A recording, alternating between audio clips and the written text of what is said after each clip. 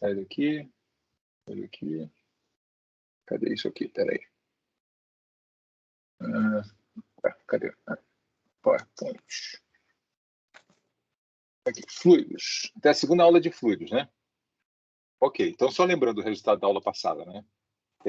Na aula passada, a gente introduziu... Aqui.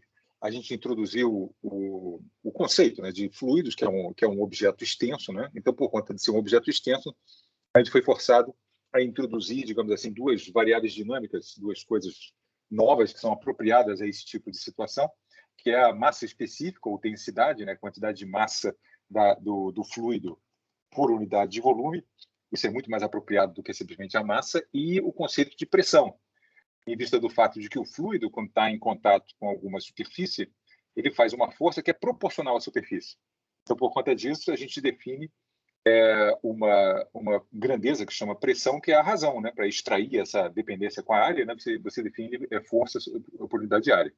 E a gente examinando essa questão aí da pressão e fazendo um espertíssimo truque lá de considerar o volume do líquido dentro do próprio líquido, a gente percebeu que a pressão dentro de um fluido, né? Eu estou falando líquido, mas é fluido.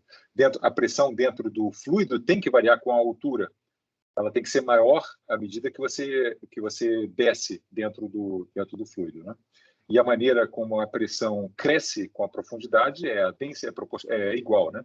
A densidade do fluido vezes a constante Gzinho, né? A constante da gravidade, não, a aceleração da gravidade e a profundidade, né? Dessa maneira. E eu comentei que, para o caso de líquidos, onde a densidade é significativa, isso é muito importante, né? A gente viu lá que para a água, a cada 10 metros dentro da água, você ganha uma atmosfera de pressão. Mas no ar, como a densidade dele é tão pequenininha, né? Essa mudança da pressão com a altura pode e é muitas vezes ignorada, né? Embora a gente vai falar sobre efeitos de empuxo que levam em conta exatamente esse efeito, pode se manifestar. O empuxo... Bom, quando eu chegar no empuxo eu falo. Então, primeiro um exemplo aqui, só para 2 exemplozinhos aqui, tirados, sei lá de onde, eu acho que é da lista de exercícios, e só para praticar aí os nossos conceitos da aula passada, para afirmar as ideias aqui. Você tem uma piscina aqui, tá, as dimensões da piscina, 2,5 metros de profundidade, 24 e 9 metros. Né? Quando você encher a piscina com água, qual será a força resultante apenas da água? Está destacado ali, ele só quer saber a força devido à água sobre o fundo. E sobre cada lado menor e sobre cada lado maior. Né? Ele quer saber essa força da água no fundo e nos lados. É isso que ele quer saber. Se você estivesse preocupado com a possibilidade das paredes e o piso se romperem, seria apropriado levar em consideração a pressão atmosférica? Por quê? Então, vou comentar aqui essa questão da pressão atmosférica. Primeiro, porque é curioso que aqui ele considere apenas a água, né? E aqui o efeito da pressão atmosférica. As duas coisas estão relacionadas, né? Bom, então os fatos são esses aqui. A densidade da água é aquilo ali, eu vou imaginar a densidade da água doce, né? A água salgada é um pouquinho mais densa, né? Mas a água doce é isso aí, 998 quilos por metro cúbico. E o Gzinho, eu vou usar isso aí. Então, atente primeiro ao fundo da piscina. Está lá o fundo da piscina. A chave para calcular a força da água é saber qual é a pressão que a água está fazendo ali no fundo da piscina, né? Mas isso é simples, né? P0 mais ρg vezes 2,5 metros, né? Essa é a força, que isso vai dar a força, essa é a pressão, né? A força vai resultar numa força ali no piso, e eu escrevo aqui isso dessa forma. Rho está aqui, né? Vezes Gzinho, 9,8, né? E as dimensões, desculpe, vezes a altura, né? 2,5 metros. Isso aqui em azul é a pressão no fundo, excluindo o P0, né? Aí você fala, porra, mas a pressão aqui realmente não é. A pressão da água ali no fundo não é isso aqui que eu escrevi. É isso aqui mais P0. Mas como ele está perguntando a força devido apenas à água, se eu incluísse o P0, você, digamos assim, a causa, a origem dessa forçazinha extra não, é uma força apreciável, né?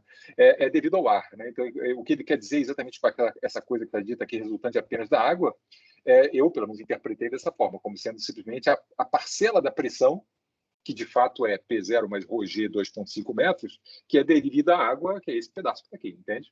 Então, é esse troço aqui, vezes 25 metros, vezes 9 metros. Isso aqui é a área do fundo da piscina. Você calcula ali, dá 5,3 milhões de newtons. Essa é a estúpida força que a água da piscina faz no fundo. Agora, o comentário. Aqui eu já vou fazer essa história. Por que ele fez isso aqui? Por que ele ignorou a pressão do ar? Isso está diretamente relacionado ao item D. O ponto é o seguinte: a força, de fato, que a água está fazendo é isso aqui, mas P0. Né? É claro, porque a pressão lá embaixo é P0 mais ρg 2,5. No entanto, como invariavelmente essa estrutura que está aqui está, como se diz assim, envolta no ar, mesmo que, enfim, podia ser, se isso aqui tivesse num piso, por exemplo, né, embaixo ali do negócio teria ar, né, e teria a pressão do ar fazendo força para cima, que cancelaria esse P0, esse efeito do P0. Isso é uma coisa. Você fala, porra, mas se a piscina cabia um buraco lá no meu terreno e botei a piscina.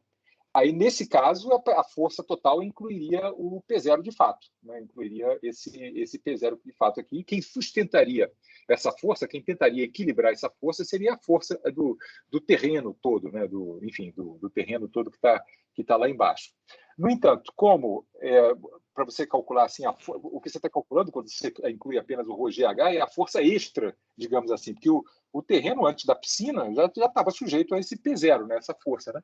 Então, isso aí é o que foi adicionado, né, sobre o terreno que você vai ter que tratar estruturalmente para aguentar, entendeu? Essa é a razão dele se preocupar com apenas a água, porque o ar é inevitável, você não tem como tirar o ar de ação, né? Mas a piscina estar, ou você tem a opção de estar ou não estar ali. Né? Então, as preocupações estruturais têm que ser associadas à força devido apenas ao líquido, de fato, né? Porque isso aqui é a força extra, digamos assim, entende? Essa que é o racional aí desse negócio. É um troço que não tem nada a ver com hidrostática, enfim, mas é isso aí. Então, observe essa magnitude aqui. Isso aqui é uma força incrivelmente grande, né? 5,3 milhões de newtons.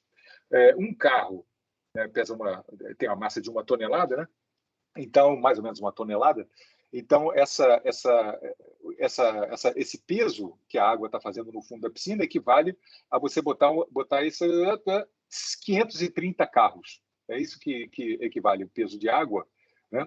Essencialmente é o peso da água, né? Como você está vendo aqui, isso é ρ, isso aqui é o volume total de água, né?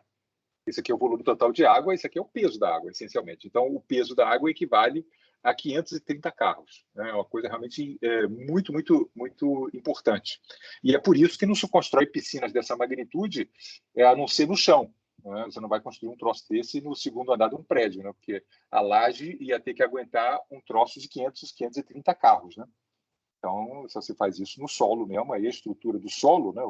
Enfim, o solo mesmo, né? Aguenta essa areia, pedra, sei lá o que tem ali embaixo, né? Aguenta esse negócio sem dificuldade. Tá bom? Muito bem, então isso aí é direto, não tem muita dificuldade. Aqui dá a impressão até que a gente nem usou aquele conceito, porque dá a impressão que o que foi calculado aqui foi simplesmente o peso da água, né? Agora, na lateral, é claro que vai transparecer melhor que o que a gente está usando de fato é a pressão da água mesmo. Né? Então, olha aqui nessa lateral aqui.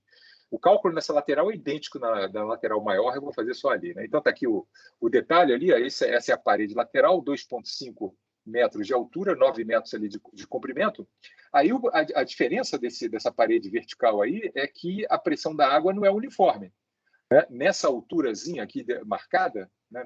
Nesse nível aqui marcado ali na parede amarela, que está a 0,5 metros abaixo do nível da água, tem uma pressão. Né?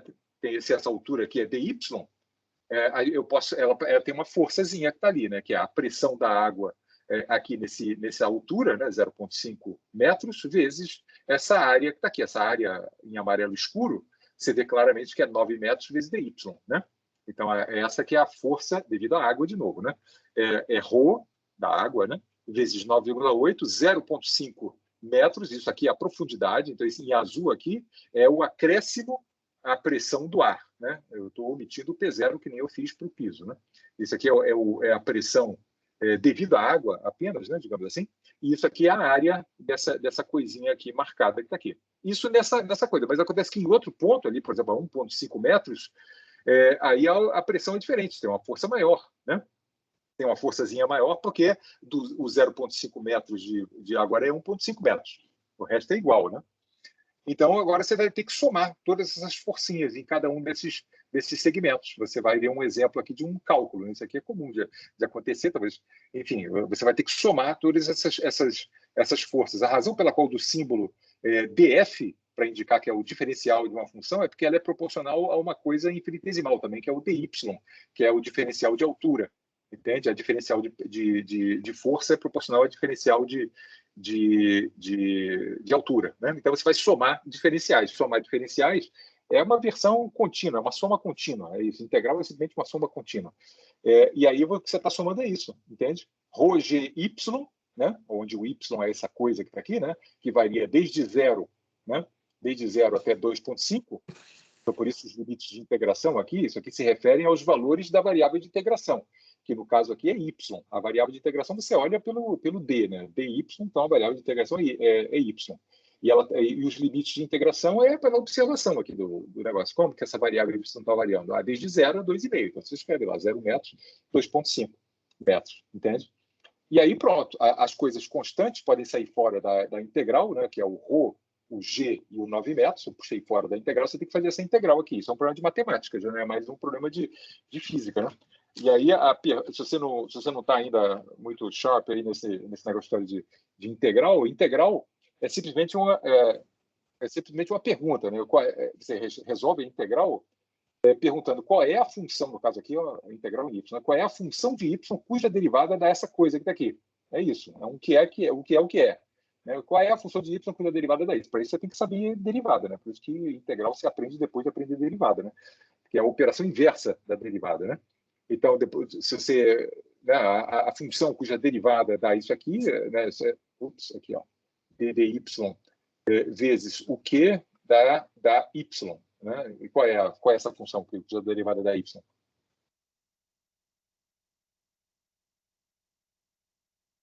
1/2 vezes y ao quadrado? E de y vezes ao quadrado, mais uma constante arbitrária. Né? Sempre tem a constante arbitrária. Né?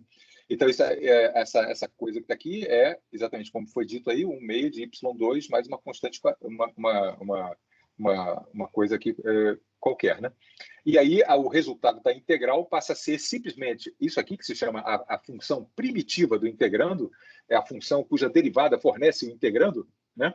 Avaliada no limite superior, menos ela avaliada no limite inferior. E é por isso que a constante não importa, né? Por isso que você falou, o meio de y2 é porque intuitivamente, né, na prática, a gente nunca leva em conta esse c aí, porque ele acaba sempre, né, a constante aditiva que sempre aparece em tudo que é primitiva, acaba sempre não sendo usada, né, na integral. E é isso, é um meio de y2 calculado em 2,5 menos calculado em 0. Dá isso aqui. Ρg, 9 metros, vezes essa coisa aqui ao quadrado, entende? Aí pronto, agora é só fazer a conta, né? O ρ você sabe, o g você sabe tudo aqui. A pressão na lateral é 2,8 vezes 10 a 5 newtons. Tá? E isso é calculado dessa forma. Né? Em paredes verticais, essa é a estratégia. Tem sempre que fazer isso. Em paredes horizontais, né? Aí não. Aí a pressão é a mesma em todos os pontos da área, né? É que nem no fundo da piscina. Né? Em todos os pontos do fundo da piscina a pressão era a mesma, mas não tinha que fazer isso. Né? Aqui, nesse tipo de situação, você tem. Mas, enfim, a integral aqui é uma integral polinomial, não é nada muito complicado. Tá bom? Ok. E aí a história do P0 de novo, né? Por que você não incluiu o P0 aqui? Isso aqui não é a pressão total da água, né? Isso não é a força total na parede. Eu tinha que ter incluído o P0 mesmo aqui, né? E a razão dele fazer isso dessa forma é também porque, em geral, essa parede aqui do lado esquerdo tem água e do lado direito tem ar, né? Então, a contribuição para a força da água devido ao P0 em geral, cancelada por um ar que está do lado direito, entende? Aí ele está considerando exatamente aquilo que eu falei para o fundo da piscina. Ele está calculando o acréscimo causado pela presença da água, entende? É isso que você tem que cuidar estruturalmente para aguentar, entende? Essa que é a história. O P0 vezes, quando a piscina está vazia, digamos assim, né? Quando a piscina está vazia, a pressão em todas as laterais e no fundo é P0, e a piscina aguenta sem dificuldade nenhuma, né? Você só tem que se certificar que quando você encher, a parede e o lado vai aguentar, né? Então é por isso que você só tem que se preocupar com o líquido. É um detalhe técnico, assim, não tem nada de muito coisa, não. Ok? Tá. Então, esse exemplozinho ilustra esse aspecto aqui de situações onde a pressão não é homogênea. Esse caso aqui é um caso curioso, que ilustra uma coisa que eu vou falar logo em seguida, que se chama o paradoxo hidrostático, mas ele não vem com esse nome aqui desse negócio.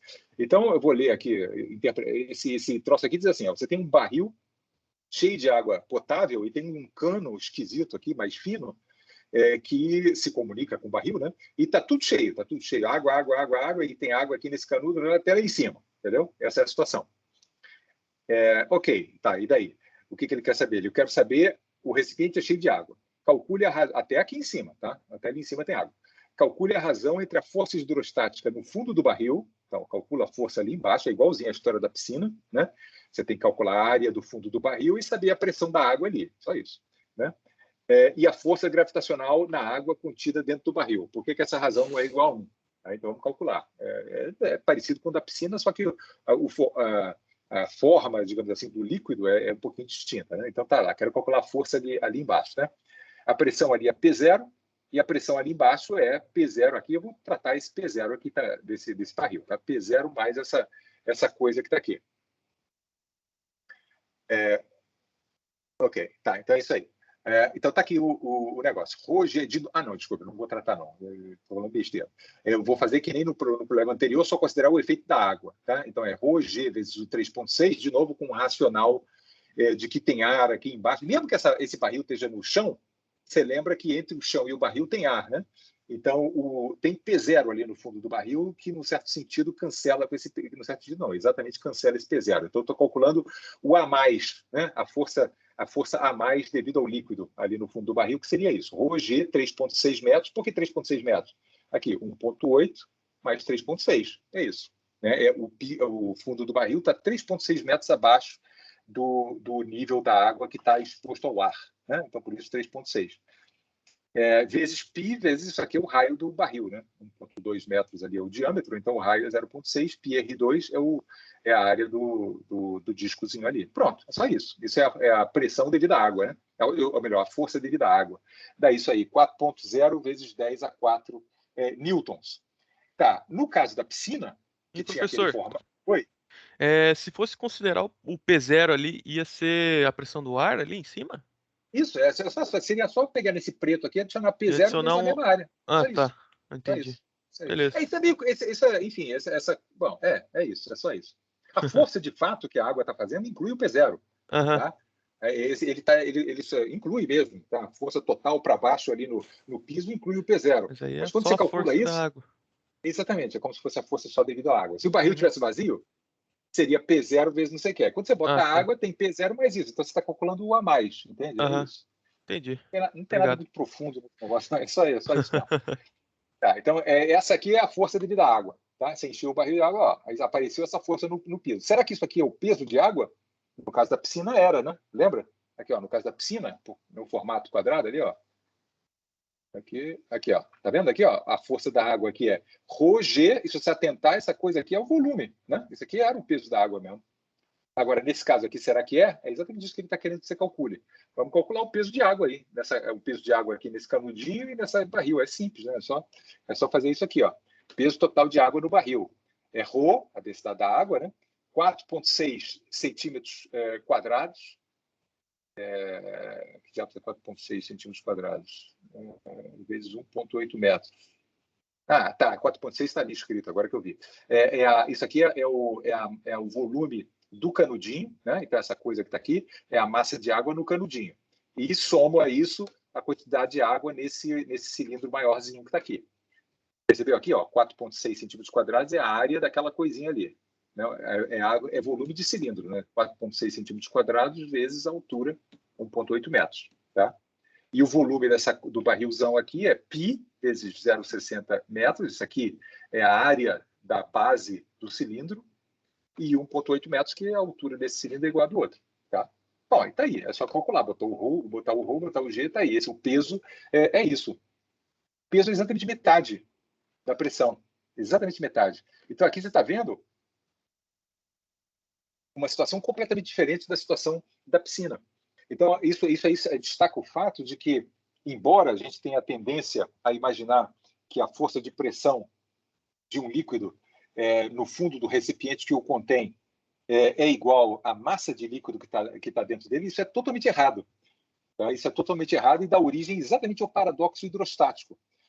Essa força aqui, inclusive, essa força que está aqui, seria exatamente a mesma Perceba, exatamente a mesma se não tivesse esse barril aqui, se fosse um canudinho assim, pequenininho, pequenininho, desde que chegasse aqui embaixo e tivesse uma área enorme assim, ó. Desde que fosse uma coisa assim, muito menos água do que tem. Seria exatamente a mesma força. Exatamente. Por quê? Porque essa altura aqui, sendo 3,6 metros, a pressão aqui seria a mesma. Entende? Essa área aqui sendo ainda essa coisa, isso aqui seria igual. Percebe? Então, essa força que está aqui independe da forma do recipiente aqui em cima. Se ele é como é aqui nesse caso, assim, sobe assim, dessa forma, que é o caso aí, ou se ele tem qualquer outra forma, pode ter uma barriga aqui, uma outra barriga aqui, desde que ele termine aqui nessa área. É isso que é o paradoxo hidrostático, que mostra que a pressão que o líquido faz não pode ser inferida pela forma do recipiente. Ele só depende da altura do líquido, né? E da área da base, onde você está calculando a força. Isso é curioso, né? Isso é que se chama do paradoxo hidrostático. Tem um filminhozinho aqui maneiro aqui que eu vou mostrar aqui exatamente sobre isso. Isso é que se chama paradoxo hidrostático. Tá? Observe aqui o que o cara vai fazer aqui, o experimentozinho aqui. Então, isso aqui não é muito claro aí da maneira como ele fez. Aqui, ó, deixa eu destacar aqui um aspecto aqui desse negócio aqui. Dá a impressão que ele está botando um cilindro, mas isso não é um cilindro. Ele está botando um becker, né, que tem fundo. Essa coisa não tem fundo. Tá vendo que ele encaixou ali, né? Isso é um cilindro vazado, tá vendo? Ele não tem fundo. O líquido que ele vai colocar aqui dentro vai exercer pressão naquela coisa preta que está ali, entende? Aí ele vai botar lá esse tangue de laranja aí nesse negócio. E aqui essa agulhinha, tá vendo a agulhinha subindo ali? O que essa agulhinha está registrando é a força que essa coisa preta ali está sentindo devido ao líquido, tá? Devido ao líquido. Quando esse cara aqui sente força, ele abaixa isso aqui, essa agulhinha sobe, né? Então, para esse formato de recipiente que está aqui, a pressão, o que você diria? Bom, deixa eu terminar de encher ali o negócio aqui. Ah, bom, já terminou. Então, o que você diria ser a pressão ali naquele ponto ali, onde está com o dedão ali, né?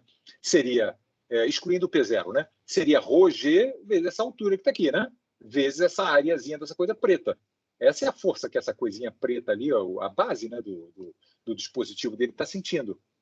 ρgh, esse H aqui, né? Vezes o negócio. Tem alguma coisa a ver com o formato do bicho ser cilíndrico? Não, não tem. Qualquer outro formato que termine exatamente nessa área vai ter exatamente a mesma pressão. Entende? É isso que ele vai ilustrar. Então, nesse caso aí, deu isso. Aí ele vai marcar ali, ó. Ele vai marcar ali a altura até onde ele encheu, né, para fixar nos outros dois casos que ele vai fazer, para garantir que essa altura dessa coluna vai ser a mesma nos outros dois casos. E vai marcar ali para garantir, para ter como referência, né, a força que o trocinho experimentou ali. Tá? Agora ele vem com outro recipiente. Olha esse recipiente aqui. Percebeu como é que ele é? Ele é gordo aqui embaixo, ele termina no mesmo negócio ali. Mas aqui em cima é fino. É parecido com esse probleminha que você acabou de fazer. Né? Agora ele vai encher de água até ali em cima e você vai ver que ele vai subir exatamente para o mesmo ponto. Vai lá.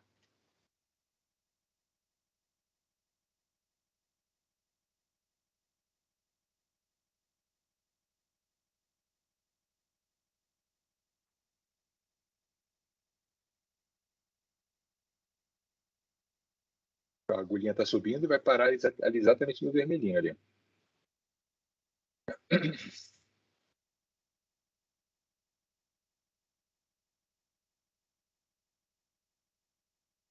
Claramente, a quantidade de massa dessa coisa laranja é menor do que a anterior.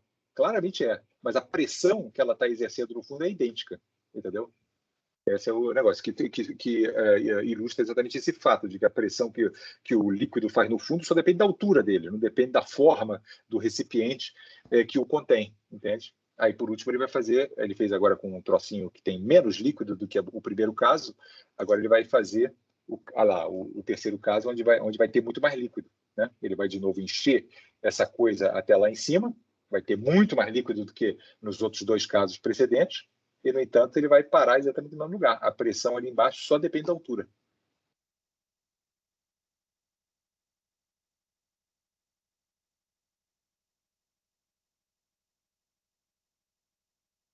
Percebeu?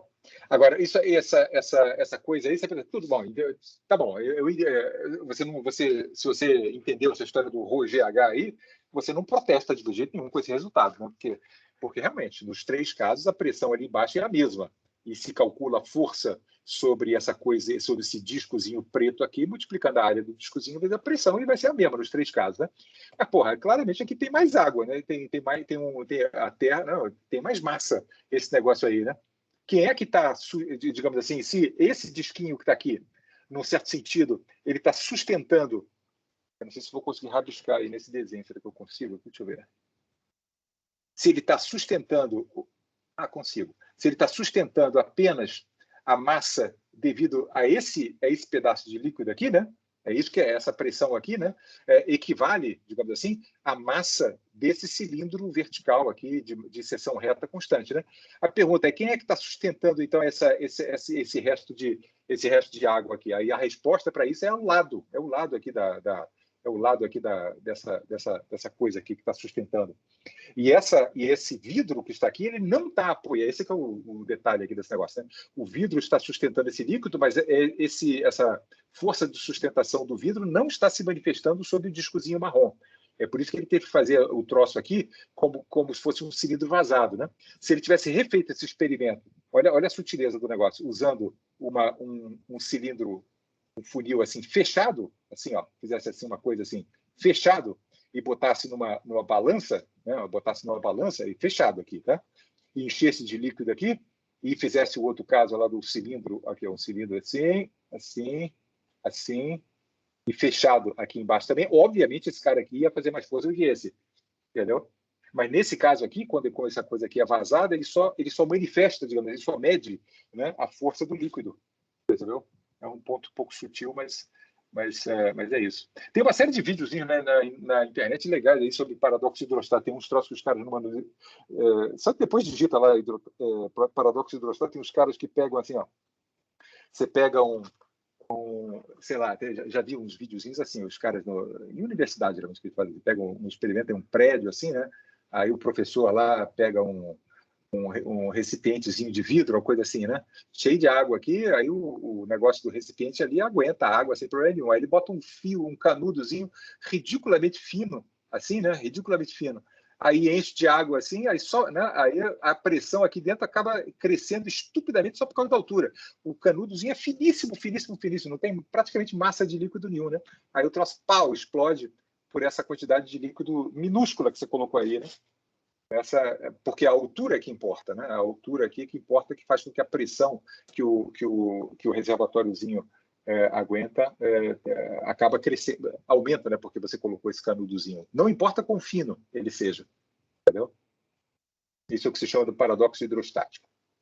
Ok, agora, você está vendo aqui que eu estou fazendo uma série de aplicações daquela história que a gente viu na aula passada, né? Até agora não teve novidade nenhuma aqui nas aulas, nos assuntos aqui. Agora, uma situação, o efeito Bom, qual seria a altura da atmosfera se a massa específica do ar, quer dizer, se a densidade do ar fosse uniforme, quer dizer, ela não variasse com a altura, e se ela diminuísse linearmente até zero com a altura? Ele quer que você estime a altura da atmosfera. E aí aproveita que a gente ganha uma cultura geral aqui sobre como é que é a atmosfera, qual a altura dela e tal, coisa e tal. Suponha que no nível do mar a pressão seja 1 atmosfera e que a massa específica do ar seja aquilo que a gente comentou, 1,3 kg/m3, tá? Ao nível do mar, né? Então, primeiro eu vou supor que a densidade do ar não muda e depois eu vou imaginar que ela vai diminuindo com a altura linearmente, tá bom? Então, de fato, a atmosfera tem essas camadas aqui, né? Então, a pressão que ele está pedindo para você supor é que a pressão ali embaixo é 1 atmosfera, né? E à medida que você sobe aqui, quando você sobe dentro de um fluido, no caso aí o fluido é o ar, né? Mas é um fluido. Né? Quando você vai subindo, a pressão vai diminuindo. E aí você vai usar o quê para descobrir a altura da atmosfera? A altura aonde a pressão se anula, né? Não tem pressão é porque não tem mais ar, né? Então essa vai ser a minha maneira de estimar a altura da atmosfera. Percebeu? Mas fazendo essas duas hipóteses. Primeiro, o caso A. Bom, e os tamanhos aqui dessas coisas aqui, já vou mostrar um detalhe maior aqui, essa troposfera, estratosfera e mesosfera. A altura, isso aí em realidade é assim, né? A troposfera vai até tem umas características físicas que fazem com que você divida a atmosfera nessas camadas aqui. Você já vai ver no próximo slide, fica mais claro quais são as características físicas que fazem com que o pessoal defina esses termos aqui. Mas essa camada aqui vai até 12 quilômetros, depois de 12 a 50 tem a estratosfera, e até 80, mais ou menos, é a mesosfera, e o tamanho total da atmosfera é mais ou menos isso. Enfim, a mesosfera é tão rarefeita que praticamente, enfim, você já vai ver o gráfico melhor aqui, isso aí é só qualitativo. Vamos fazer o primeiro caso, tá? Então, vamos estimar aqui a altura, a pressão de uma atmosfera iria a zero, né, caso a densidade do ar fosse a mesma em todos os pontos da atmosfera. Então, está aqui, a densidade do ar vai ser fixa, 1,3 kg/m3, e o Gzinho é isso. É isso que eu preciso para saber como é que a pressão do ar vai diminuindo com a altura. Né? Então, eu escrevo zero, porque vai ser a altura onde vai ser o tamanho da atmosfera, né, que eu vou imaginar, é igual a P0 menos ρ do ar, G vezes a altura. Né? Então, essa aqui seria a pressão no topo da atmosfera, e aí é lá que a pressão seria zero. Eu uso isso para calcular o H, entendeu? Mas perceba que eu supus que a densidade do ar não variava com a altura. Entende? Fazendo esse cálculo, você obtém que a altura da atmosfera seria ridículos 7,9 km, menor do que o Everest, mais baixo que o Everest. Isso, obviamente, está errado. Né? Isso, obviamente, está errado, e o erro aqui foi a hipótese de que a densidade do ar permaneceria constante. Inclusive, você podia já descartar essa possibilidade, essa hipótese, por conta o cume do Everest está acima disso. Né? Então, isso aí está, obviamente, errado. Né?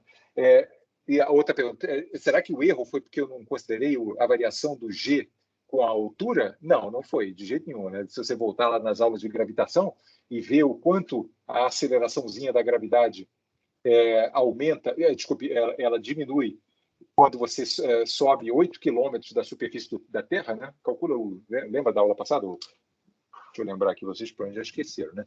Então, a altura, a uma certa altura, desculpe, o Gzinho, a uma certa altura da superfície da Terra é calculado assim, G, a massa da Terra, dividido pelo raio da Terra mais H, né? Que isso aqui seria a distância ao centro, né?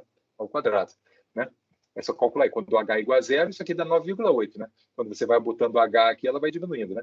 Mas se você botar aqui 8 km frente a 6.400 km, não tem efeito nenhum. Né? Então, certamente não foi esse o problema. O problema é que a hipótese de que a densidade do ar é uniforme não faz nem sentido, porque como é que seria possível a pressão da atmosfera ser zero e você ainda ter densidade finita do ar, ainda ter ar, né? Não faz o menor sentido, é contraditório esse negócio. Né? A pressão e a densidade têm que desaparecer junto com o ar. Né?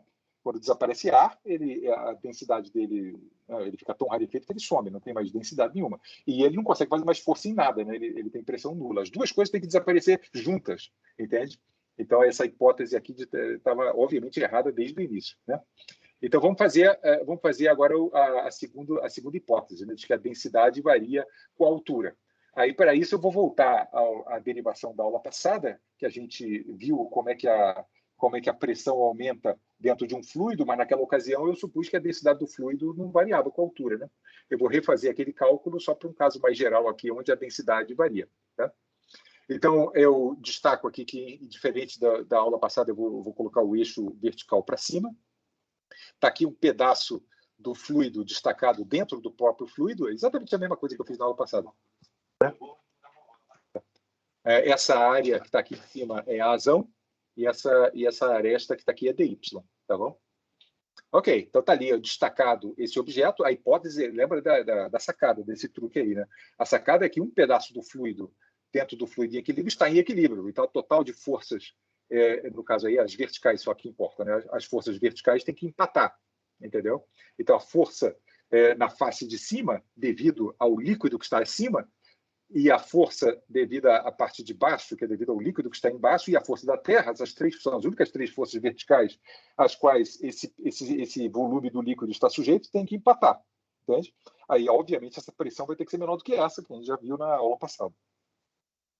Então, está aqui o resultado. É idêntico da aula passada, com exceção disso. Com exceção que agora eu estou colocando aqui a densidade nessa dada altura.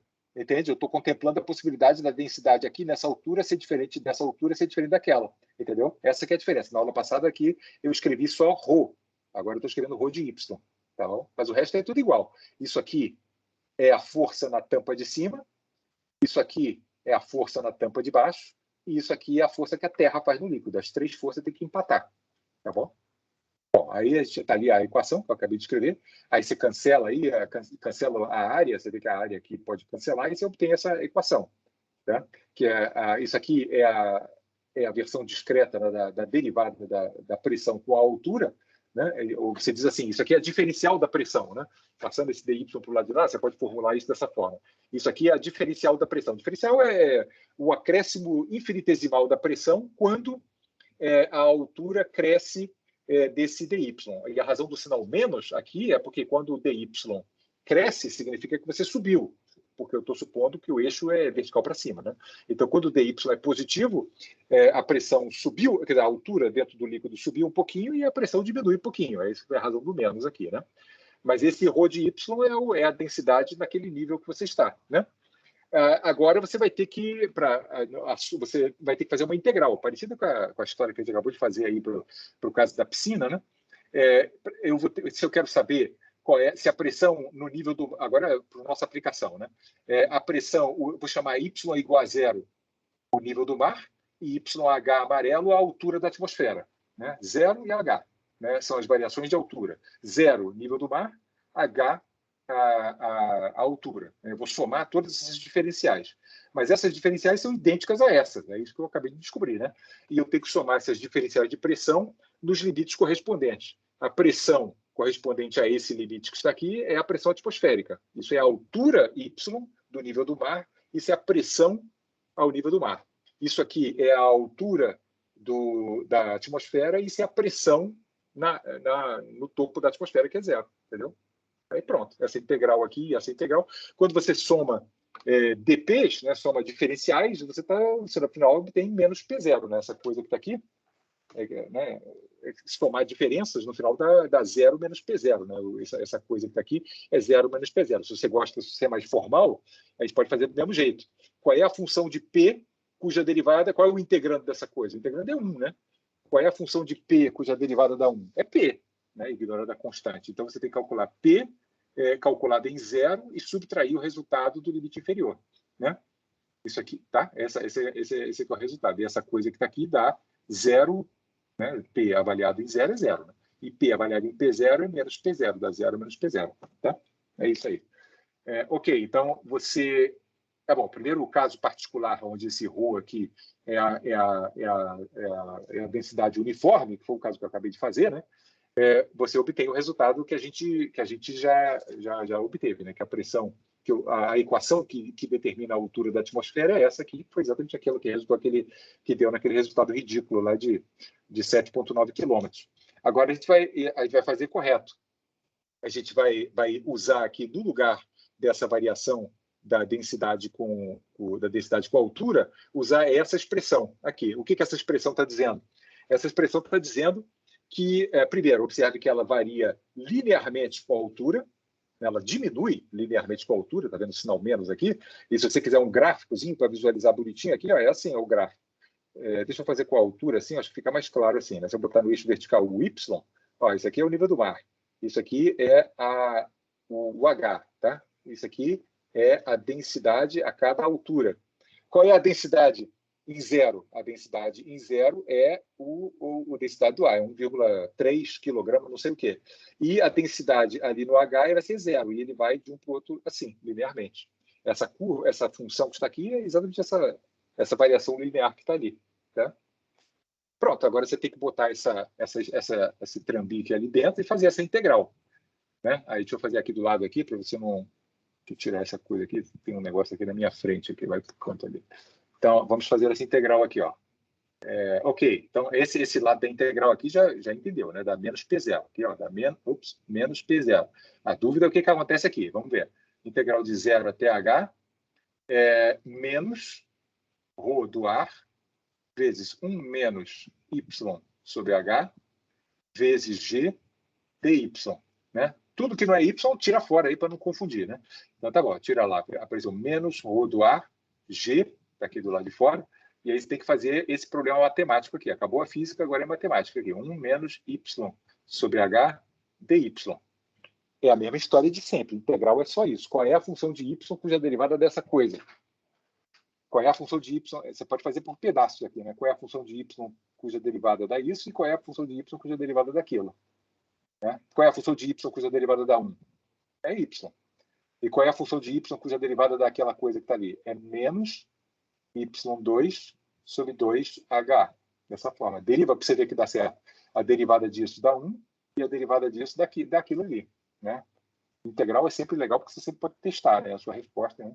E a constante arbitrária não precisa incluir. Aí você tem que avaliar isso que se chama o primitivo, a função primitiva do integrando, e você avalia isso entre h e 0. Entendeu? Essa que é o truque. Tá? Aí, ó, você entende o que quer dizer com avalia. Né? Você substitui esse y e esse y por h e depois subtrai esse y e esse y avaliado em 0, que inclusive dá 0. Né? Então, a resposta acaba sendo isso aqui, que a pressão atmosférica vale isso aqui, ρ do ar vezes g vezes h sobre 2. Né? E é essa equação que vai revelar quem é o h, em oposição a essa equação que a gente obteve antes. Isso aqui é a altura da atmosfera, supondo a densidade do ar constante, e isso é a altura da atmosfera, supondo a densidade do ar variável. No final das contas, você ganhou um fator 2 aqui, você ganhou uma altura 2 vezes maior, 16 quilômetros. Né? É bem mais razoável isso aí. Né? Em realidade, a densidade não varia assim. Aqui está o desenho aqui que eu falei para vocês, que eu ia mostrar. O que você está vendo aqui nesse gráfico estranho aí?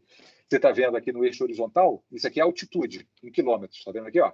De 0 até uns 100 quilômetros de altura. Tá bom? E aqui, aquelas camadas lá que a turma define. Aqui, ó. Essa aqui é onde a gente, enfim, troposfera, que é o que se chama isso aqui. Né? O que acontece de marcante aqui na troposfera?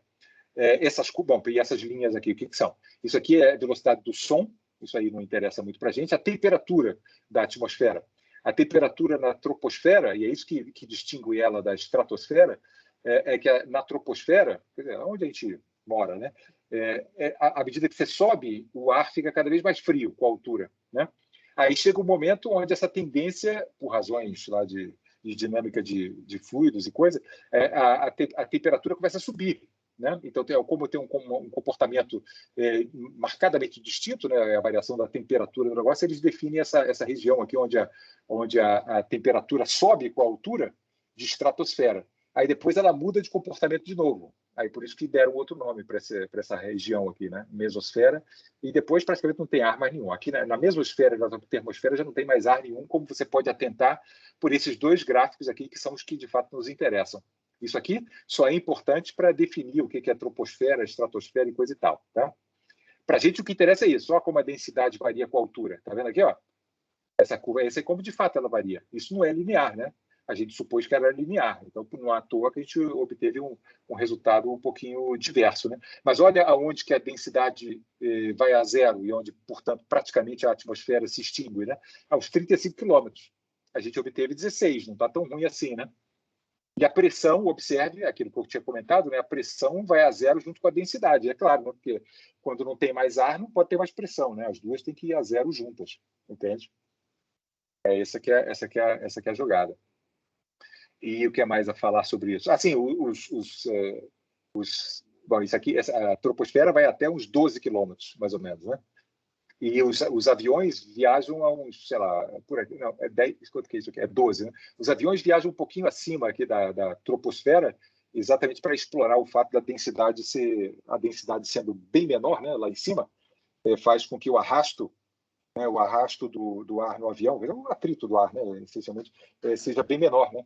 E aí você consegue economizar combustível. Mas tem um porém, né? A densidade do ar ser menor implica que o arrasto do ar é menor, mas o lift, né? A força de sustentação do ar também fica menor. Né? Então, para compensar, o avião tem que andar mais rápido, né?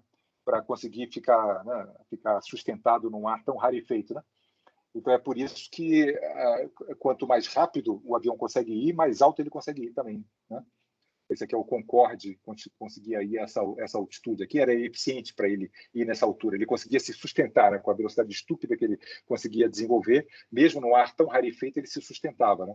O avião a jato normal desses aí, esses 737 e coisa, viaja por aqui. E aqueles aviões antigos, né, de hélice e coisa, não conseguiam viajar nessa altura e tinham que viajar por aqui. Assim, né? Quanto mais rápido os aviões foram indo, mais eles conseguiam explorar, né, conseguiam se manter sustentados, né, em áreas cada vez mais densas, e isso era benéfico, tanto porque eles estavam andando mais rápido, né, você conseguia ir para Nova York mais rápido, quanto porque você economizava combustível, né? Enfim, é isso. Ok, então tá bom. Então essa é a maneira como a densidade, então, a densidade do ar realmente varia. Isso aqui eu ia fazer, quando era aula presencial, eu fazia uma última experiência, eu fazia em sala, mas isso aí fica prometido. Segunda-feira eu levo para vocês lá na sala de aula e faço para vocês isso aí. É um copo d'água e uma bandeja de isopor lá, e eu mostro para vocês uma coisa relacionada a esse troço do ROGH. Tá? Aqui em casa, eu ia fazer aqui ao vivo na câmera, aqui, mas aqui em casa eu estou sem nenhuma bandejinha de isopor dessas de coisa. Lá no meu escritório, lá na universidade, eu tenho, eu levo para vocês e faço lá. Ok, bom. Agora, o efeito de aceleração na pressão. Esse aqui, a gente já viu o efeito da gravidade na pressão, né? Que é fazer com que a pressão dentro do fluido vá aumentando, né? É o efeito da gravidade, simplesmente. Agora, vamos considerar, pela primeira vez, a possibilidade do líquido estar acelerado. Porra, como assim o líquido está acelerado? Obviamente, no caso de uma piscina, assim, não, né? Mas no caso de um copo d'água, você pode perfeitamente contemplar a situação de um copo d'água num elevador acelerado, né? Isso é perfeitamente factível. Como é que varia a pressão dentro do copo d'água quando ele está acelerado? Será que ainda é o ROGH lá que a gente está acostumado? Vamos ver. A análise é absolutamente idêntica ao de antes. Considere um pedaço do fluido dentro do fluido, né? E aqui está aqui o negócio. O sentido positivo para cima, de novo aqui, Y, dy ali em cima, né? Aquela mesma coisa de sempre, área A ali, e essas são as forças. Que forças são essas? Quem faz essa força aqui? Quem faz essa força é o líquido que está acima. Tá? Quem faz essa força é o líquido que está abaixo. Quem faz a força vermelha é a Terra. Só isso. Não tem mais nada fazendo força nesse trambiquezinho aqui. No entanto, diferentemente dos casos que a gente viu antes, essas forças, antes, eu dizia que tinham que empatar. Eu dizia que tinha que empatar porque o objeto não estava acelerado. Né? O líquido não estava acelerado. Agora, essas três forças têm que dar conta dessa aceleração que supostamente o líquido inteiro está tendo. Percebeu? Essa que é a diferença. O caso anterior foi A igual a zero. Eu vou fazer a mesma, as forças não mudam, tudo igual, né? Mas só que agora essas três forças têm que ser responsáveis por essa aceleração. Percebe? Então tá aqui. Esse barulho aí são os gatos batendo aqui na porta. Não.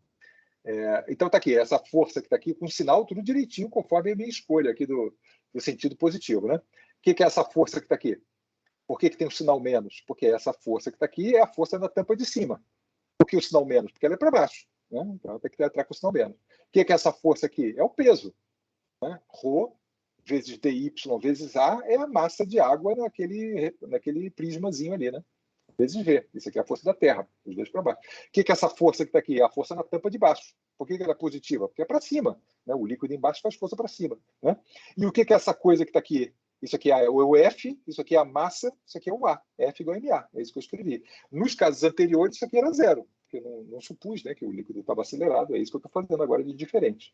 Esse caso contém o caso anterior, né, quando eu faço A igual a zero. Então, é uma generalização do caso anterior. Tá? Mas, no fundo, é isso. É só a equação de Newton aí. As forças que, de fato... Isso aqui não é uma força, você entende isso, né?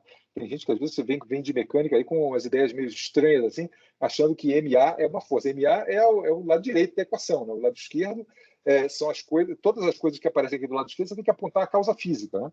Isso aqui é o fluido acima, isso aqui é o fluido abaixo, isso é a Terra. Entende? Isso aqui é o resultado dessas forças, né? Essa é a inércia do objeto ali, né? Isso é a consequência cinemática da força. Tá bom? Bom, então tá aí a equação. Agora é só dar a limpada aqui. Você vê que o azão aí, como sempre, ele cai fora, né? E você obtém essa equação. É idêntica à equação que vai revelar como que a pressão varia com a altura, né? O que a gente tinha obtido antes era isso aqui sem o ar. É isso, entende? Então, essa expressão que está aqui, quer dizer, integrada, no certo sentido, né? Ela revela que a pressão varia com a altura. Note que agora tem um sinal menos, né? Isso aqui, didaticamente, está um tanto questionável aqui, né? Porque na aula passada isso aqui aparecia com um sinal mais, porque eu tinha escolhido o sentido para baixo, né? Eu deveria ter que tomar o cuidado aqui de fazer tudo no mesmo sentido, mas enfim. Aqui está com sentido para cima, por isso que tem um sinal menos, né? Então, quando o y cresce, eu estou subindo, né? Eu estou subindo dentro do líquido, por isso que a pressão está diminuindo. entende? Em relação ao valor dela em Y igual a zero. Apesar da aparência aqui, isso aqui não é necessariamente a pressão atmosférica, né? Isso aqui é a pressão em Y igual a zero. E isso aqui tudo é a pressão num ponto Y acima do zero, entendeu? É menor. Mas observe que como ela diminui mais acentuadamente, né? Por causa da aceleração que está aqui, né? É isso que acontece. É como se ao G fosse adicionado o efeito da aceleração vertical para cima, entendeu? Essa que é a história. Vamos ver aqui um caso aqui, então. O copo d'água no elevador. Então tá ali, o elevador arrancou, né? Então tá tudo subindo, né? A água está subindo, a mesa está subindo, a caixa do elevador está tudo subindo, né? Consequentemente, se a pressão ali em cima é P0, aqui o P0 significa a pressão do ar mesmo, né? Qual vai ser a pressão ali embaixo? Não vai ser P0 mais ρgh, vai ser P0 mais ρg mais A, vezes H, percebe? Porque o A é a aceleração de subida, né, do elevador. Isso aqui que eu obtive, então a pressão aumenta mais rapidamente dentro do líquido quando ele está acelerado para cima. Isso aqui vale mesmo se a aceleração for para baixo, tá? Desde que você troque o sinal aqui, né? A aceleração, o nosso sentido positivo é para cima, né? Se o elevador estiver acelerado para baixo, a expressão é idêntica, só que o A que você vai ter que colocar aqui vai ter que ser negativo. Você vai subtrair do G, né? Você vai subtrair do G o efeito. E se A for zero, aí dá o ρgh que você está acostumado, entende? Isso aqui vale para qualquer caso. E se o elevador estiver em queda livre? Se o elevador estiver em queda livre, a aceleração dele é Gzinho, né? Mas como ele é para baixo, o Azinho aqui é menos G. Percebeu o que acontece? Fica tudo flutuando, entende? Quando tá tudo, cortou o cabo do elevador, o elevador está descendo a 9,8 metros por segundo ao quadrado. Como é que é a pressão ali no líquido? P0 e P0. Não tem variação nenhuma de pressão aqui dentro. Tá? Não tem variação nenhuma de pressão aqui dentro. Inclusive, isso tem uma consequência curiosa, que a gente não estudou ainda escoamento, né? Mas quando a gente vai estudar escoamento, se tivesse um furinho aqui na base do líquido, né? Nessa situação aqui, o líquido aqui ia escoar e ia sair aqui um líquidozinho aqui pelo fundo, né? Por conta da pressão que está ali ser maior do que a pressão atmosférica. Mas quando você deixa o bicho cair em queda livre, para de escoar a água, porque a pressão aqui do lado de fora vai empatar com a pressão da água ali dentro. A água não tem mais o estímulo, digamos assim, de sair. Isso é uma coisa. Mas como a gente não viu ainda isso, aqui imagina que o copo não tem furo nenhum. Tá? Então, o copo em queda livre fica voando e a pressão dentro do líquido não varia com a altura. Esse caso aqui é onde o A igual a menos G. Tá? Isso aqui funciona para qualquer A que você quiser, desde que você respeite aqui o sentido positivo para cima ali, né? Tá? Esse é o caso curioso aí. Agora, o princípio dos vasos comunicantes. O princípio dos vasos comunicantes tem um videozinho aqui para ilustrar. Vocês sabem o que é isso, né? Mas enfim, é só para ilustrar aqui com um videozinho. Está aí um recipiente estranhíssimo aqui, né? É onde ele vai colocar o líquido lá. O princípio dos vasos comunicantes diz que a altura do líquido em todos os negócios é sempre a mesma. Essa que é a história. Vamos tentar. Isso está relacionado com a variação da pressão com a altura. Está vendo ali? O nível ali é idêntico. É isso que é o negócio. Ali tortou, não interessa. O nível aqui continua horizontal e tá? Sempre a mesma coisa. Tá? É isso que é o princípio dos vasos comunicantes. O nível da água exposto à atmosfera, né? A pressão da água aqui e aqui é P0, né? E pontos do líquido que tem a mesma pressão tem que estar na mesma altura, no mesmo nível, né? Por isso que você não pode ver uma situação onde esse troço aqui, primeiro, note que essa coisa aqui é vazada, né? Isso aqui é vazado, isso aqui é vazado, né? Não está muito claro aqui na imagem, mas né? Então, esse líquido aqui, enfim, a explicação está aqui, né? Esse tipo de situação aqui não pode acontecer. Por que não pode acontecer? Vamos demonstrar aqui usando só esse fato. No mesmo nível, a pressão do líquido tem que ser homogênea. Por quê? Porque se não fosse homogênea, se você considerasse aqui um pedaço, por contradição, a conclusão, né? Se você considerasse um pedaço do líquido aqui e a pressão aqui, por algum motivo, fosse maior do que aqui, esse líquido aqui não estaria em repouso, como por hipótese está, ele estaria indo para a direita ou para a esquerda, né? Ele estaria recebendo mais pancada da direita do que da esquerda, ou da esquerda do que da direita. Então, no mesmo nível, né, dentro de um fluido, necessariamente a pressão tem que ser homogênea. Tá? Então, essa que é a história, porque não está havendo, por hipótese, movimentos horizontais, porque o líquido está em equilíbrio. Né? É isso. Bom, agora vamos ver na vertical. Na vertical, pelo que a gente já sabe, a pressão ali em cima vai ser P menos ρGH. A pressão vai diminuindo, diminuindo, diminuindo, à medida que você sobe aqui, naquele ponto de uma altura H, vai ser aquilo ali. Pelo mesmo motivo, a pressão naquele ponto ali vai ser isso aqui. Ora, mas como ambos estão expostos ao ar, essas duas coisas têm que ser iguais. As duas pressões têm que ser iguais. A P0. Por quê? Porque ambas estão expostas à atmosfera, né? E na interface atmosfera-líquido, a pressão é contínua, né? Então, a única possibilidade disso aqui ser igual a isso aqui é que H seja igual a H'. Então, segue que dois vasos comunicantes, um vaso aqui e outro vaso aqui, comunicantes aqui por baixo, eles sempre vão apresentar as superfícies expostas ao ar na mesma altura. Tá? Essa que é a história. Isso aí está errado. Essa imagem aqui, o certo é isso aqui. Tá? O H tem que ser igual a H'. Tá? Essa é, digamos assim, a razão. Tá? No fundo é isso. É que no mesmo nível... Bom, enfim, tá. Então esse é o ponto. Não importa a forma do recipiente. Agora, uma aparente contradição a isso que eu acabei de demonstrar aí. Esse é aquele fiozinho da capilaridade. Pausa. E aqui, esse canudo aqui está aberto, né? Esse cara aqui está aberto. Comunicantes, está vendo ali? O que esse caso aqui tem de diferente do caso anterior? Ele tem uma coisa que o caso anterior não levou em conta. Não é uma violação do caso anterior, porque o caso anterior tem uma hipótese que não se verifica nesse caso. O caso anterior, a gente estava falando de fluidos ideais, né, que não tem essa atração do fluido pelas paredes, entende? Aqui tem, entende? Então, em situações de capilaridade, onde, que nem isso aí que está sendo mostrado, tem um fenômeno físico que foi desconsiderado na derivação do princípio dos vasos comunicantes, que é o fato de que o líquido tem interação com as paredes, né? Os nossos líquidos não têm. Lembra da aula passada? Os nossos líquidos são ideais, né? Então, para líquidos ideais, vale sim o princípio dos vasos comunicantes. Esse princípio dos vasos comunicantes está violado aqui simplesmente porque ele não é um líquido ideal. Entendeu? Inclusive, esse efeito aqui é dramático, né? Porque você sabe que as plantas puxam a água do chão por esse efeito aqui, né?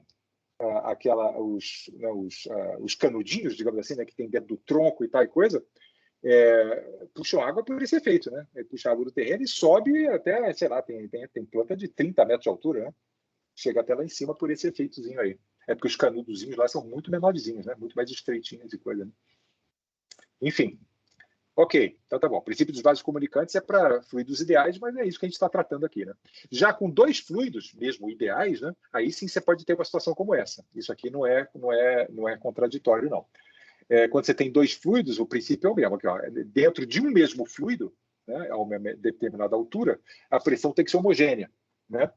Então, aqui, por exemplo, aqui está uma altura fixa desse... Então, percebeu, né? Aqui, ó, aqui tudo é a mesma pressão. P, tudo igual aqui, né?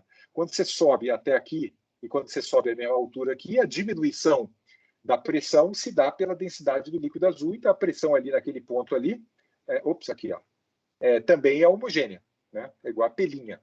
Né? Agora eu estou na interface do azul com o amarelo. Né? Agora a maneira como a pressão vai diminuir dentro do líquido amarelo é diferente da maneira como ela vai diminuir dentro do líquido azul. Né? Então, como é que fica aqui? Se essa altura é Hzão linha, e a altura ali é H, isso é possível de acontecer. Né? Desde que essa diminuição, a pressão ali é P0. Né? Nos dois casos aqui, ó, como eles estão expostos ao ar, nos dois casos, a pressão aqui é P0 e a pressão aqui é P0. Né? Isso é verdade. Né? Então, essa diminuição aqui de P' até chegar a P0, que é exatamente essa coisa que está aqui, né? ρGHzão, é o quanto a pressão diminuiu. É possível, sim, que isso seja igual a ρ amarelo, GH amarelo, né? Desde que os ρs sejam diferentes. Se os ρs forem iguais, aí os Hs são iguais, que é o caso que a gente discutiu antes. Né? Mas se os ρs forem diferentes, for água e óleo, sei lá o quê, né? ou sei lá o quê, as alturas podem ser diferentes, sim. Tá? Não tem nenhuma violação de princípio de vasos comunicantes aqui, não. Tá? A diferença de alturas aqui, né? A razão, o produto, né? Ρ vezes H é o mesmo nos dois casos. Então, quem tiver mais densidade vai ter o H menor. Né? Então, qual dos dois líquidos aqui tem maior densidade? Para isso, você tem que comparar as colunas com o mesmo nível, com a mesma altura, né? Exatamente essa comparação que está sendo feita aqui. Você traça uma linha da base de uma coluna até a outra, assim, né? Você tem que comparar essa altura que está aqui com essa que está aqui, né? Claramente o H azul é maior do que o H linha, né? Esse H aqui é maior do que esse. E, consequentemente, o líquido azul é menos denso do que o líquido vermelho, do que o líquido amarelo, né? Então, isso aqui seria óleo, por exemplo, aquele seria água, ou coisa assim, né? Alguma coisa desse tipo. Aí você tem isso. Bom, enfim, é isso aí. Alright. Então, vamos ver essa outra situação aqui. Isso aí viola o princípio dos vasos comunicantes. Aqui é um líquido único, né? Só que o troço aqui é P0, e aqui, né? Aqui está aberto a atmosfera, tá vendo ali? Só que isso aqui é tudo fechado na atmosfera, aqui, né? Será que isso aí viola? Porra, tem líquido aqui, né? Será que esse U aqui não teria que estar nivelado aqui dentro? Não, não teria. Ele teria que estar nivelado se ele tivesse exposto ao ar. Aqui não tem nenhuma contradição com o princípio dos vasos comunicantes, está tudo certinho aqui, ó. Se essa altura aqui é H, né, essa diferença entre o nível que está exposto à atmosfera, esse nível tem que estar igual com aquele. Isso é o princípio dos vasos comunicantes, sim. Mas se essa altura aqui é H, a pressão ali em cima, e segue, portanto, aqui nesse ponto aqui, ó, nesse ponto aqui, a pressão é P0 também, né? E aí, quando você vai subindo dentro do líquido aqui, a pressão vai diminuindo, né? Então, a pressão lá em cima vai ser P0 menos ρGH, tá? Então, percebeu qual é a história aqui, ó? A pressão aqui, ó, só para você ter aqui, a pressão aqui é P0, e quanto mais embaixo aqui é P0 mais alguma coisa. Ao passo que aqui em cima é P0 menos alguma coisa, entendeu? E a pressão aqui é P0. Aqui é P0 e aqui é P0. Tudo certinho, tá? E aqui em cima não tem nada de errado com isso aí, não. Porque esse cara não está exposto à atmosfera. Né? Ele não tem que ser P0, essa pressão aqui não tem que ser P0. Né? No entanto, se você fizer um furinho ali naquele cano, aí a pressão vai ter que ser P0. Entende? Aí o que acontece é que esse líquido aqui vai escorrer, vai ficar, os 4 colunas vão ficar na mesma altura. Entende? Então não tem violação nenhuma de princípio dos vasos comunicantes nesse caso. Isso, inclusive, se essa altura H for grande o suficiente, vai acontecer isso aqui, né? Onde o que tem lá em cima é vácuo. Né? A pressão aqui era P0, né? E vai diminuindo. Se essa coluna aqui for grande o suficiente, vai chegar um momento onde a pressão é zero. Né? A pressão do líquido é zero. Se a pressão do líquido é zero, ele vai ter que estar em equilíbrio com o vácuo, porque o vácuo é que não faz pressão nenhuma, né? Então, ele vai ter que terminar ali em cima, e ali em cima não vai ter nada, entende? Vai ter vácuo ali em cima. Essa altura dessa coluna máxima que se forma aqui, né, o ρGH dessa coluna corresponde exatamente ao P0. Né? Esse é o H máximo aqui que você vai ter essa situação. Né? Esse H máximo aqui é igual à pressão atmosférica, a densidade do líquido, vezes G. No caso da água, se você botar aqui 998 quilogramas por metro cúbico e botar aqui uma atmosfera, a maior altura que você vai ver num arranjo desse com a água, acima, a maior altura, que eu quero dizer, essa altura aqui, né? Maior do que isso, vai aparecer vácuo ali em cima, né? Vai ser 10,3 metros de água. Essa é a maior altura, que tem a ver com aquela história do 10 metros de água aumentar a pressão em uma atmosfera, né? Exatamente a mesma coisa. Né? Então, 10,3, no caso de água doce, né? No caso de água salgada é 10 metros. Né? Esse aqui é 10,3 metros, é a maior altura dessa coluna aqui. Acima, se essa altura aqui for 13 metros, uma coisa assim, né? Aí você vai ter 10,3 metros até aqui, e ali em cima vai ter tudo vácuo. Entende? Essa que vai ser a situação. Ok? Isso me leva a uma questão aqui, o maior canudo possível.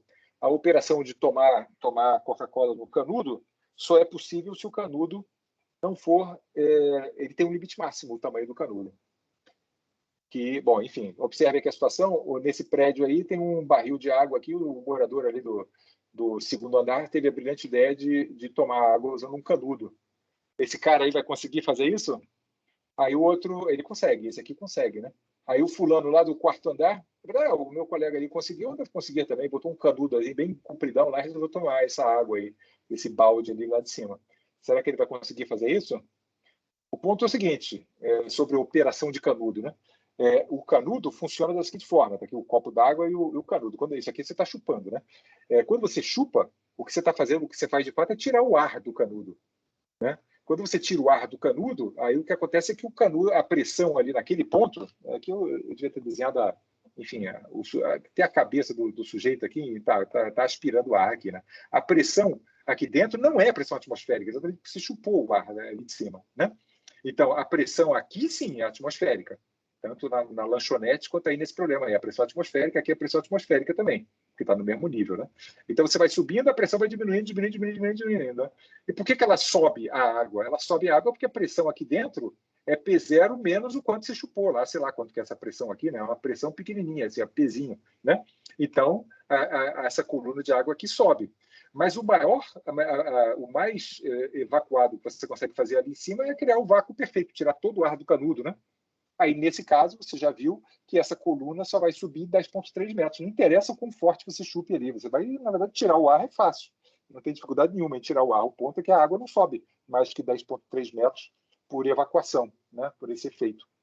Então, esse procedimento só funciona para chupar a água dessa maneira, assim, tirando o ar do canudo, né, usando o canudo. Você só consegue fazer isso com 10,3 metros de altura no máximo. Não adianta botar uma bomba super, super poderosa lá em cima que não faz esse serviço, né?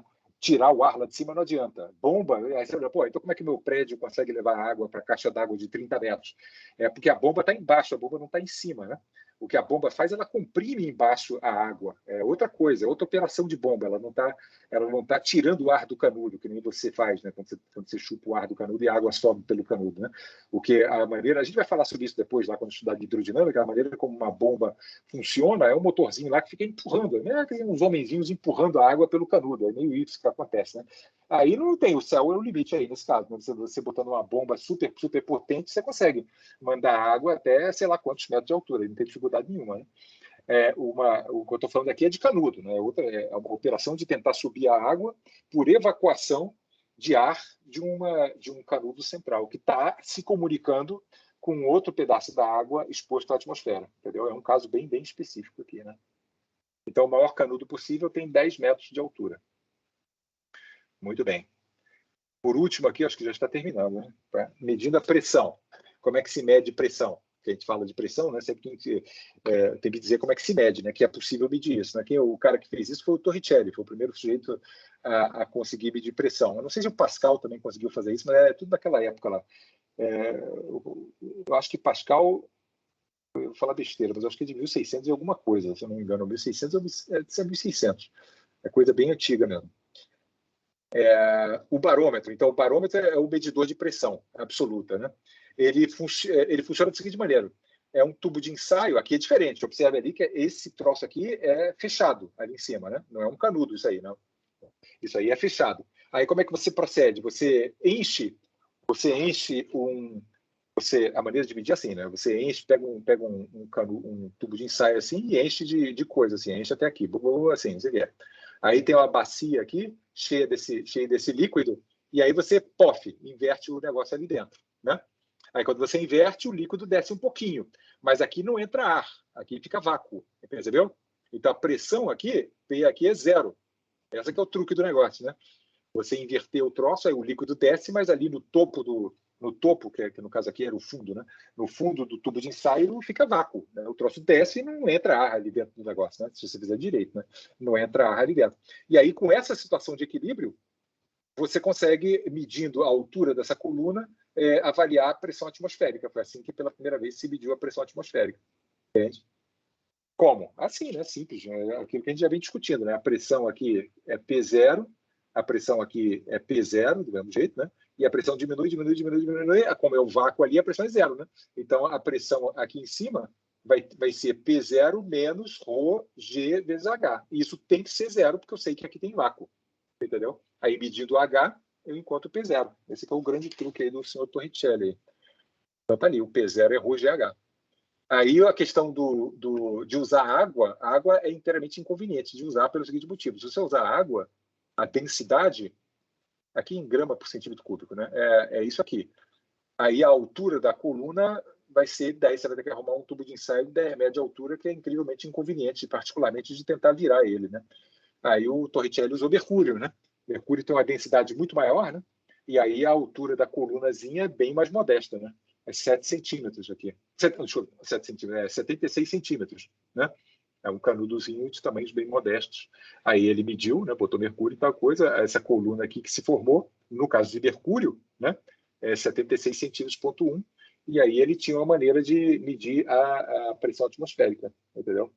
Essa que é o negócio. Porque ele sabia a densidade, né, a densidade do mercúrio, é só medir massa e volume, né? Essa turma sabia fazer nessa época. O G já era conhecido desde o Galileu, né? E H basta uma régua, né? Então, com esse produto dessas três coisas, você tira aquele valor lá que a gente vem comentando, né? 1,01 vezes 10 a 5 newtons por metro quadrado, que é uma atmosfera. É assim que se mede a pressão absoluta. Aqui, no caso, para medir a pressão da atmosfera. Você pode usar esse princípio para medir a pressão de qualquer coisa. Mas, em geral, quando você usa, você mede pressão relativa à atmosfera. Né? Por exemplo, quando você mede a pressão do ar no seu carro, você está medindo a pressão do ar dentro do carro relativamente à atmosfera. Aí o arranjo é um pouquinho diferente. E é um pouquinho mais simples aqui. Imagina que essa é a pressão que você quer medir, né? Aí você conecta através de uma mangueira aqui com esse vaso comunicante que está aqui, e aqui está exposto à atmosfera. Né? Essa é a pressão que você quer medir, e essa pressão é conhecida, é a pressão atmosférica. Né? E aí, pela diferença de altura aqui, você consegue inferir essa pressão relativamente à atmosfera. Essa diferença de altura ali, né? Como é que é o racional aqui do negócio? O racional é assim. O que você sabe aqui? Eu sei que a pressão aqui é P, que é P0 não, José. Peraí. Ups. Peraí um minutinho aqui, escrevi besteira aqui. Cadê a borrachita? Aqui, ó. Pronto, melhor. Caneta. Ok. A pressão ali é P, correto? A pressão atmosférica a pressão desse troço aqui é P. E a pressão desse bicho aqui é P0, que está em contato com a atmosfera, né? E aí, quando você afunda aqui, ó, aqui a pressão é P0 mais ρGH. Como está no mesmo nível, é o mesmo líquido, né? Então, esses dois caras têm que ser iguais, percebe? Então, o que você encontra é isso aqui. P tem que ser igual a P0 mais ρGH. E por que você está medindo a pressão relativa? Porque você calcula isso, né? O que a maquininha lá do calibrador de pneu mede o H, essencialmente, né? Aí ele revela para você isso. É isso que ele não diz, ele não adiciona o valor do P0, ele só indica isso, né? Esse ρGH, entende? Então ele está revelando para você, na verdade, P menos P0. O valor de P relativamente a P0, entende? Essa que é a história. Isso aqui seria o caso de uma pressão maior do que a pressão atmosférica, mas também, obviamente, você pode medir uma pressão menor que a atmosférica, apenas o H fica para baixo, não tem diferença nenhuma. Né? O princípio é idêntico. Né? O P é igual a P0 menos ρGH. O ponto é esse. O ponto é que você mede é isso. É isso aqui que é medido. Isso aqui que você mede, e, portanto, isso aqui corresponde à diferença da pressão com a pressão atmosférica. Essa aqui é a jogada. Aqui quando aquele calibrador lá que tem no posto de gasolina, né? Que você bota lá, sei lá, 26 psi. O bizarro é que é tudo em psi, né? A unidade de pressão que se usa por razões históricas aí é pounds per square inch, né? Libra por polegada quadrada, né? E a gente converte aqui, isso é 26 psi, é a pressão do pneu, suponha que isso é um pneu, né? A pressão do pneu a mais do que a atmosfera, é a mais, entende? Isso que você vai calcular aqui não é a pressão que está dentro do pneu, é a mais do que a atmosfera. 26 psi, aí tem um fator de conversão aqui, né? Um pound, né? Uma unidade de força de 1 pound é esse número esdrúxulo aqui, 4,48 newtons. E uma polegada é 2,54 centímetros. E isso é uma polegada quadrada, né? É isso que significa psi. Aí pronto, a gente pode obter isso em newton metro quadrado, né? Bom, enfim, aí depois converte para a atmosfera, o ponto que dá isso aí dá 1,77 atmosferas. Então, a pressão do ar dentro do pneu não é 1,77, é 2,77, só que do lado de fora tem 1, né? Então, é esse número que importa de fato, né? Porque é esse número que é o a mais, né?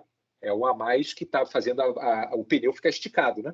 Se tivesse uma atmosfera aqui dentro e uma atmosfera do lado de fora, a borracha aqui não estaria tensionada nada, não estaria recebendo um empurrão do lado de fora igual ao lado de dentro, ela fica lá relaxadona, né? A borracha, o pneu fica inchadão, né? Quando essa pressão é superior à pressão atmosférica, né? Então todas as calibrações, esse pneu aguenta a pressão até não sei o quê, é o a mais, né? É esse número que realmente é importante, é por isso que você mede esse número, né, no posto de gasolina, né? Enfim. Ok. Bom, então tá bom. O que é isso aqui? Tá, a última coisa agora, sim. O princípio de Pascal e a alavanca hidráulica. Uma alteração, o princípio de Pascal diz assim, uma alteração o interesse dessa discussão aqui está relacionado a essa aplicação prática aí que se chama alavanca hidráulica, que é o troço que eles usam nas garagens aí para levantar carro e coisa. Uma alteração na pressão em um ponto de um fluido é transmitida integralmente a todos os pontos do fluido. A alteração na pressão num ponto é transmitida para todos os pontos do fluido. O que quer dizer isso? Suponha esse fluido aqui, tá nesse recipiente, ali tem uma rolha ali. Pressão ali é P, sei lá quanto que é essa pressão. Pressão lá no fundo é P mais ρGH, tem nada demais. Tá? Agora eu vou efetuar uma pressão ali em cima. Vou meter o meu dedão lá e fazer uma força. Né? Apareceu uma pressão adicional ali naquele ponto. Né? Por quê? Porque sobre o líquido, né? A pressão sobre o líquido vai ser igual à pressão do líquido, né? Porque o líquido está em equilíbrio. Né? Então, qual é a força extra que o líquido está sentindo? A pressão extra, desculpe. É essa força dividida pela área da rolha ali, aquela área que está ali. Né? Então, a pressão ali subiu, né? Quando eu aperto aquela coisa com F, né? Nada acontece, né? Porque o líquido aqui, se for água, é incompressível, mas a pressão ali aumenta por F sobre A. Aí o princípio do Pascal diz que em todos os pontos aumenta de F sobre A. Né? É isso que acontece. Aqui, a pressão era uma coisa, agora é aquela coisa mais F sobre A. Aqui também é mais F sobre A. Em todos os pontos aumenta em F sobre A. Esse é o princípio de Pascal. Enfim, não tem nada de muito exótico esse negócio, não, porque isso não alterou em nada aquela história da pressão à medida que você desce ali crescer com ρGH. Se a pressão lá em cima aumentou, é natural que aqui embaixo iria aumentar, né? Enfim, não tem nada, à primeira vista aqui dá a impressão que não tem nada de extraordinário que está sendo dito aqui, né? Mas agora uma aplicação curiosa aqui. Uma aplicação curiosa acontece quando você tem duas colunas de líquido de áreas diferentes aqui, né? De seções retas, né, diferentes, aqui uma mais fina e uma mais grossa, e uma situação como essa. Então, a pressão ali é P, né? E imagina que você faz uma força no fluido, igualzinho ao caso anterior. Né? Fiz uma força no fluido, a pressão em todos os pontos desse fluido aqui vai aumentar de F sobre essa área que está aqui, né? Que é onde eu estou fazendo a força. Né? Igualzinho ao slide anterior. Então, a pressão ali em todos os pontos do fluido, inclusive aqui embaixo dessa rolha grande, vai aumentar de F sobre Azinho, aonde Azinho é essa altura, bom, isso aqui devia ter deixado claro, né? O Azinho é essa seção reta que está aqui, é Azinho, né? Essa seção reta que está aqui é Azão, tá? É maior, mais larga, né? Mas a pressão ali aumentou disso.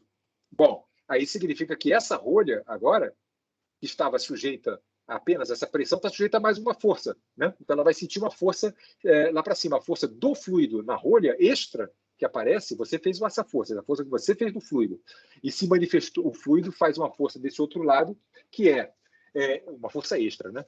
Que é F vezes A, Azão sobre Azinho. Né?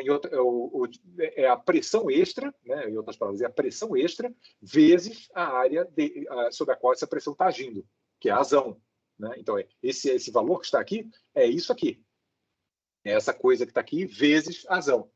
Tá? Essa é a força. Tá? F sobre Azinho é pressão. F sobre Azinho vezes Azão é força. Essa é a força que se manifesta do lado de lá. Então, quando as áreas são vastamente diferentes, quando o Azão é muito maior do que o Azinho, você ganha uma maneira de multiplicar força. Você faz 1 newton aqui e ganha 100 newtons do outro lado. Entendeu? Como toda alavanca faz. Né? Então, isso se chama hidráulico, porque o mecanismo que está implementando essa multiplicação de força é o fluido. Entende? Então, o F sobre, dependendo se o Azão é muito maior do que o Azinho, pode ser muito maior do que o Fzinho. Entende? Esse é o negócio. No entanto, tem um porém. Você ganha em força, quer dizer, você faz uma força pequena e transforma essa força pequena numa força grande. Isso realmente você consegue fazer. No entanto, você não ganha energia. O trabalho que você tem que fazer para levantar o carro lá na oficina vai ter que ser igualzinho que você faria se botasse o carro nas costas e tentar subir. O trabalho é igual. Mas a vantagem é que você vai fazer um trabalho com uma força menor. Atente aqui o detalhe. Então, está aqui de novo a situação, né? Essa é a força que você está fazendo e essa força que vai se manifestar ali. Agora, suponha que, de fato, imagina que tem um carro aqui que vai sentir essa força e tal, eu quero levantar o carro, né? Enfim. Qual vai ser o trabalho que eu vou ter que fazer para levantar o carro? Vamos ver. eu vou ter que abaixar esse pistão aqui para aquele ali subir, né, para o carro subir. É isso que vai ter que ser feito, né? Quando eu desço, olha só, quando eu desço o pistão ali, o ponto que é a consequência dessa seção reta aqui ser menor do que aquela, é que eu vou ter que descer muito mais do que o carro vai subir. Por quê? Porque esse volume que está aqui, ó, esse volume que vai, esse volume aqui, ó, que desapareceu, tá vendo esse volume aqui que desapareceu de líquido? Apareceu ali daquele outro lado ali, né? Como a seção reta ali é maior, então essa altura dx aqui é menor, entendeu? O quanto eu abaixo o pistão no qual eu estou fazendo força vai ser muito maior a distância do que o quanto o carro vai subir, que vai ser só essa coisa que está aqui, que é o mesmo, esse dx é o quanto eu desci, né? O quanto eu desci o meu lado do pistão, digamos assim, né? Essa coisa toda aqui é o quanto o carro subiu. Como o azinho é bem menor do que o azão, você vê que esse cara aqui é bem modesto, entende? Essa que é a contrapartida. De tal forma que o trabalho que eu fiz, que é F vezes dx, resulta igualzinho do trabalho que o líquido faz. Aqui, isso aqui é o trabalho que você fez, foi F vezes dx, né? A força que você fez e o deslocamento que essa força agiu. Isso aqui é a força do fluido no carro, né? Porque no final das contas, quem está levantando o carro é o fluido, né? Essa é a força do fluido no carro e esse é o deslocamento que o fluido conseguiu imprimir no carro. Essas duas coisas são idênticas, né? Então, no final da história, todo o trabalho o trabalho necessário para levantar o carro de 10 metros continua sendo o mesmo. É a massa do carro vezes G vezes 10 metros, não muda nada. Mas a vantagem é que você consegue fazer isso. É sempre vantajoso você fazer uma força pequena, porque o que é difícil é fazer força grande. Fazer força pequena por uma distância enorme é bem mais conveniente do que fazer força grande por uma distância pequena. Entende? É o mesmo princípio da bicicleta, né? Da marcha da bicicleta. Né? Você, quando está pedalando lá para subir a ladeira, você faz muito menos força do que se você botar na marcha lenta, né? da bicicleta. Né? Aí, pô, legal, aí eu consigo pedalar, né? Porque não tem que fazer muita força. Mas qual é a contrapartida? Você tem que dar muito mais volta no pedal, né? É exatamente o mesmo tipo de situação que acontece aqui. Tá? Você não ganha energia aqui. Todo o trabalho que você bota no líquido, o líquido transmite adiante. Você não ganha nada de graça aqui. Quer dizer, a única vantagem é essa, que a força fica diminuída. A razão pela qual isso se chama alavanca hidráulica é porque é exatamente o mesmo princípio da alavanca mecânica. Então, se você tiver uma alavanca aqui que roda sobre esse pivô aqui, né, com esse braço aqui bem maior do que aquele, e você faz uma força aqui nesse canto da barra F, a força essa coisa aqui gira com uma aceleração angular. Não, lembra de física 1, né? Isso aqui é o torque que você está fazendo, é F vezes L, né? O braço da alavanca aqui é Lzão, né? F vezes L, isso é o momento de inércia da barra em relação ao eixo que está ali, né?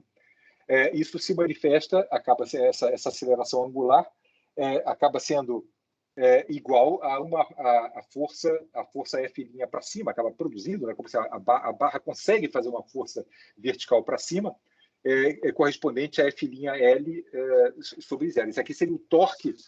Está meio mal explicado assim. Peraí, deixa eu explicar direito aqui. Na verdade, é porque eu tinha deletado essa coisa aqui, não sei porque que apareceu aqui no slide.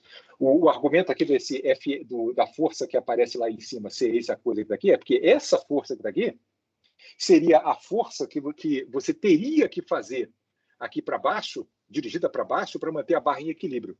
Então, se você faz uma força Fzão naquela extremidade, você teria que fazer uma força para baixo, assim não, uma força para baixo bem grandona, de magnitude FLzão sobre Lzinho, para manter a barra em equilíbrio. Né? Como você não tem ninguém fazendo essa força aqui embaixo, é como se você tivesse disponível essa magnitude aqui de força para cima, que poderia, por exemplo, equilibrar um cara pesadão aqui desse lado que pesasse exatamente essa quantidade que está aqui, entende? Essa que é a história. Aqui também acontece uma multiplicação da força. Se o braço onde você faz a força é muito maior do que o braço onde você vai retirar a força, digamos assim, né? Você ganha um fator de multiplicação de força. Mas, de novo, aqui você não ganha nada de graça. O trabalho que você tem que fazer, né, o deslocamento que você vai ter que fazer aqui, ó, vai ser muito maior do que o quanto o cara que está do outro lado ali vai subir. Né? O produto de F vezes dx vai acabar sendo sempre igual a isso vezes isso. A relação desse dx com esse dx ser essa que está mostrada aqui é em virtude do fato de que esse ângulo aqui é igual àquele ângulo que está ali. Tá? Então, igualzinho que aconteceu no caso hidráulico lá, o trabalho que você faz e o trabalho da coisa lá que você levantou, sei lá o quê, né, acaba sendo idêntico. Tá? O seu trabalho e o trabalho da barra acabam sendo idênticos. Enfim, é igualzinho a alavanca, não tem diferença nenhuma, só que é hidráulico. E aqui a maneira como você lida com esse problema de ter que fazer para subir, imagina, isso aqui é o elevador do carro, né? O carro vai lá em cima, né? E aqui está o óleo, aqui, tá vendo? Óleo aqui, óleo aqui e aqui. Esse é o lado fino da alavanca, esse é o lado grosso aqui, né? E o mecanismo aqui, o líquido, é um óleo. Aí a razão para você lidar com aquele fato de que para levantar o carro de 1 metro, eu vou ter que descer esse pistão, sei lá, 100 metros, uma coisa que valha, é esse truque que está aqui. Você bota um reservatório de óleo aqui, né? Quando você empurra a alavanca para baixo, né, ela desce tudo isso aqui, por exemplo, o carro só levanta um tiquinho ali, né? Mas aí quando você empurra ele para baixo, você veja aqui que nessa válvula aqui fecha e todo o óleo atua da maneira como na alavanca funciona, né? Essa bolinha desce e ele empurra o carro para cima, exatamente como a gente descreveu agora há pouco. O que tem de diferente, que não tinha no caso que eu ilustrei, é o que acontece quando você levanta a bomba. Quando você levanta a bomba, aí essa válvula fecha, impedindo que o carro desça, né? E aí essa válvula abre, e aí você enche de óleo de novo, e aí você desce de novo, essa coisa.